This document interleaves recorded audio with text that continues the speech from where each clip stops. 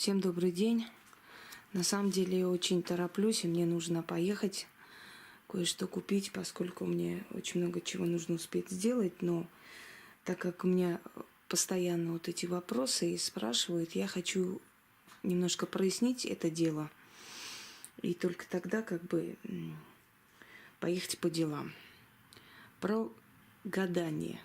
Дорогие друзья, что такое гадание вообще? И чем это чревато, и так ли это все безобидно и весело, как игра? Давайте начнем с того, откуда это слово «гадание». Мне когда говорят «вы гадаете», мне это не нравится, потому что я не гадалка. Гадать – это практически как угадывать, что ли. И на самом деле я вижу, и все это… Но ясновидеть и на картах можно, в принципе. И я еще раз объясняю и говорила уже, что мы берем карты Таро, когда хотим меньше терять силы, меньше проникать вот в эту вот сферу человека, да, и через карты нам духи отвечают, мы говорим человеку, что есть. Это как-то, как вам сказать, на быструю руку, чтобы легче нам было, много не терять сил и себя растрачивать поменьше. Вот, собственно, весь секрет. Но это не означает, что гадание самое безобидное занятие, и что там особо-то силы не уходит. Я вам хочу сказать, что иногда просмотреть человека, может быть, не меньше сил займет, чем почистить его от всего этого наведенной черноты этой всей. Понимаете? Иногда просмотр человека приводит к тому, что после как люди уходят, меня просто, извиняюсь за подробности, вот выворачивает и изрыгает кровью. Настолько много гадостей я увидела в его ауре, если хотите так сказать, да, в энергетическом его теле, в оболочке, в нем, в его судьбе. Я же проникаю в судьбу человека. Это такой же сеанс, и почему-то считать, что консультация или там просмотр человека или ясновидение – это так себе, это не самая важная часть, важно это вот ритуал. Так это точно такой же ритуал. Вы вызываете определенную силу. Эта определенная сила приходит. Она говорит с вами, показывает судьбу человека, раскрывает судьбу. И это очень много сил отнимает, я вам скажу. Поэтому это не так уж безобидно. И это практически вызов тех же сил с этих сфер, которые нужно для того, чтобы даже чистить человека. Практически одни и те же силы это. Откуда это слово «гадание» возникло? Гадание от слова «гада» или «гады». Гады – древнеримская богиня Рока. Рок, мы знаем, что такое. Это злая судьба. Да? Это судьба, которая приносит мало хорошего. То есть роковая любовь, роковая страсть, роковое влечение и так далее. То есть то, что приводит к судьбоносным каким-то решениям. И зачастую не к самым хорошим. Так вот, богиня Рока Гада, она приходила во снах, приходила через жриц и говорила, что каждому человеку предопределено. Отсюда и название Гада, гадать, гадаем. Вот, то есть идем к богине Гада, чтобы узнать свою судьбу. Но не свою хорошую судьбу, свой рок, злую судьбу, что у нас мучает. Ведь зачастую мы обращаемся к картам или к людям, которые владеют ясновидением или картами, за решением проблем. Когда у нас все хорошо, когда у нас праздники и свадьба, мы не идем к ведьмам. Правда, мы идем со всеми своими трудностями, со всеми переживаниями, болью, мучениями, всем на свете. Мы идем к ней, плачемся, значит, и она нам помогает, если может помочь, конечно. Теперь основное. Значит, мне очень много пишут писем, что, мол, хорошо, ведьмовством заниматься нельзя, мы уже все поняли, что это чревато, это отнимает семью, радость жизни.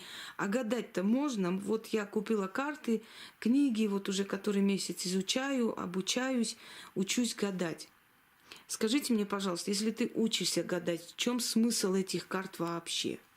Если ты должна учиться по книгам, какая карта что обозначает, то есть человек к тебе пришел, ты должна полчаса открывать книгу, смотреть, что значит карта такого-то аркана Таро, что значит этот аркан Таро, то смысл от твоего гадания вообще в чем? А то сейчас, знаете, так скопируют гороскопы с интернета и продают книги великие. В чем смысл этого гадания? Если тебе не дано, если ты должна обучаться, учиться, ты все равно их не запомнишь, они все равно тебе правду не скажут. Потому что говорят-то с тобой не карты, не вот эти куски бумаг. Говорят с тобой духи, говорят с тобой силы, понимаете?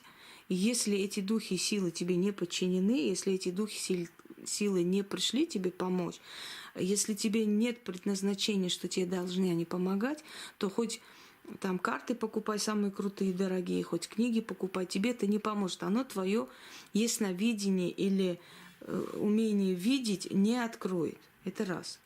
Во-вторых, так ли это безобидно для женщин? Вы знаете, что многие девушки, которые гадали в молодости, увлекались вот этим всем, они не вышли замуж. Или выходили замуж и потом разводились все время. Им не дали создать семью. Почему? Потому что вы привлекаете на свою сторону, в свой мир духов и зачастую темных. Потому что в основном темные духи, скрытные, сильные духи, они отвечают и за ясновидение, и за все. Ясновидение у вас не открылось, великой ведьмой вы не стали, но духов в свою жизнь вы привлекли, которые будут вас есть, и вас не отдадут мужчине. Я уже говорила, объясняла, от чего это происходит. От того, чтобы ваша сексуальная энергия была закрыта. И чтобы она расходовалась только на них. Чтобы они у вас съедали вот эту накопленную внутри вот эту вот силу, энергию, которую вы не тратите ни на ребенка, ни на семью, ни на мужа. Она внутри вас. То есть то, что толку от ваших гаданий не будет, это 100%. Но то, что они начнут вас съедать, тоже как бы факт. Не безобидное гадание, девочки, на самом деле. Если у вас есть карты, руны, вы ими увлекаетесь, вы имейте в виду, что вы теребите определенные пласты силы, которые вам будут за это мстить. Потому что вы не имеете права их трогать. Вы права на это не имеете, вы их трогаете.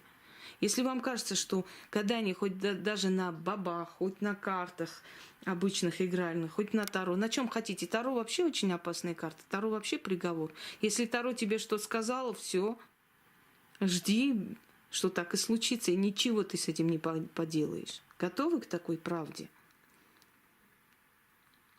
Люди говорят, ну есть же судьба. Раз судьба есть, если мы приходим к вам, вы говорите, что у вас по судьбе вот так идет, значит, это невозможно поменять. Если бы невозможно было менять, судьба бы вам не показала этого. Она бы просто это сделала, да и все. У человека есть выбор. Человек свободен. У человека нет вот этой слепой покорности судьбе. Понимаете, этого не существует. Это оправдание слабых людей, скрываться за судьбой. Вот судьба у меня с этим алкашом жить и тянуть его, куда деваться. Это не судьба у тебя, просто ты самка. Ты готова на все, лишь бы не лишаться мужика, вот даже вот такого. Вот и все. Судьба здесь вообще ни при чем.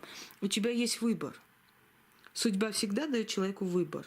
Есть варианты событий. Когда человек приходит, я говорю, вы знаете как?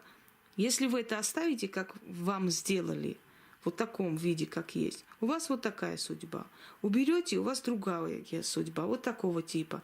Останетесь с этим человеком, у вас вот так будет. Уйдете вот так. Судьба – это вот от сих до сих ты будешь жить, столько у тебя будет детей, ты будешь принадлежать той нации, и таким-то родителям это твоя судьба. Все остальное можно менять, оно меняется в течение времени. И если тем более вмешиваются определенные силы в твою судьбу и меняют и делают, знаете, почему сейчас очень много порченных людей? И почему особенно сейчас вот этот пик магии, колдовства, всего? Объясню. Во-первых, потому что человечество настолько осатанело, что за последние 100 лет, кроме войн и геноцидов, больше ничего нету. И эти души, которые не в свое время ушли, они непрекаянные. Естественно, атмосфера, это все загрязняется вот этими всеми силами, которые непрекаянно бродят. Это все тяжесть, это все энергетические поля, которые создаются, да, не очень хорошие, отрицательные на человеческую психику влияет. Поэтому добавилось очень много душевно больных, очень много стало этих организаций, сект, которые притягивают с большими обещаниями там колдовать и прочее, прочее. Это тоже портит вашу судьбу. Вы сами вот через эти сайты узнаете какие-то заговоры, ритуалы, берете, делаете, не спрашивая, надо ли вообще. Делаете, портите себе судьбу. Понимаете? Сейчас такая большая конкуренция, что люди ради денег друг другу глотку перегрызут, и от страха там один наводит на другого, третий на пятого. Какое-то мракобесие началось эти последние вот 25-30 лет. Именно поэтому столько порченных людей, столько у них жизненной силы уходит. А вы еще сверху добавляете, берете карты и там учитесь гадать. Я не знаю, чему вы там учитесь, но ничем хорошим она для вас не закончится. Это не баловство, это ритуал. Это ритуал и не самый слабый. И если вы хотите этот ритуал сделать самостоятельно, то есть сесть и посмотреть судьбу кого-то, того-то. Вообще, знаете, что на мужчин смотреть нельзя? Вы можете прогадать мужчин. На мужчин вообще нельзя смотреть.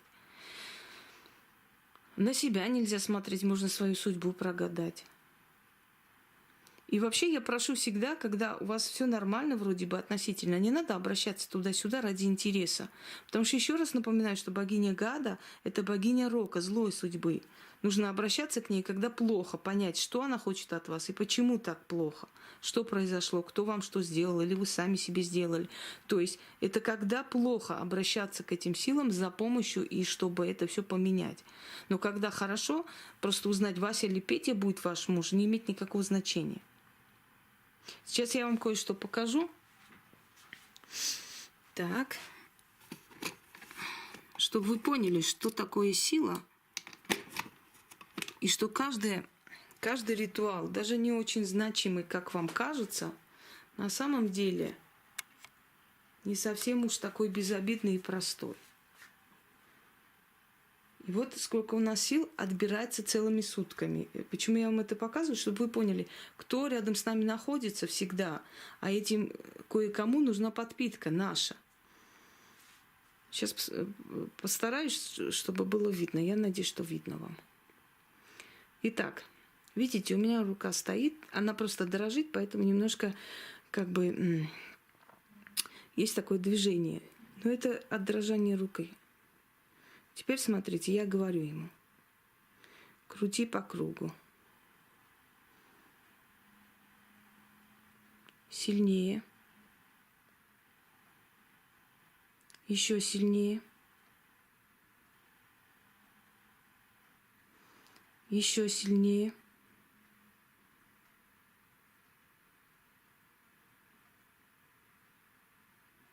Покажи всю свою силу.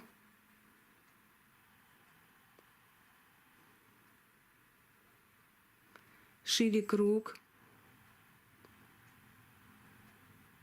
Такое чувство, что просто кто-то тяжелый вот вцепился снизу и тянет. Еще сильнее.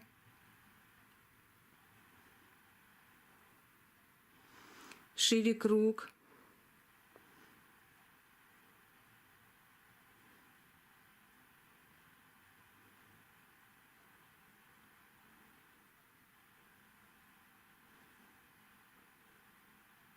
Покажи свою силу.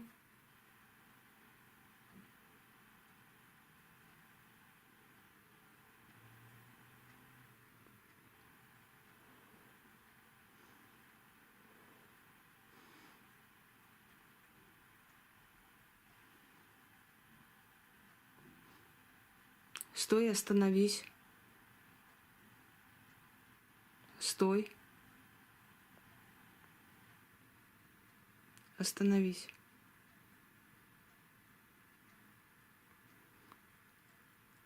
Ай, рука просто отекла от неподвижности.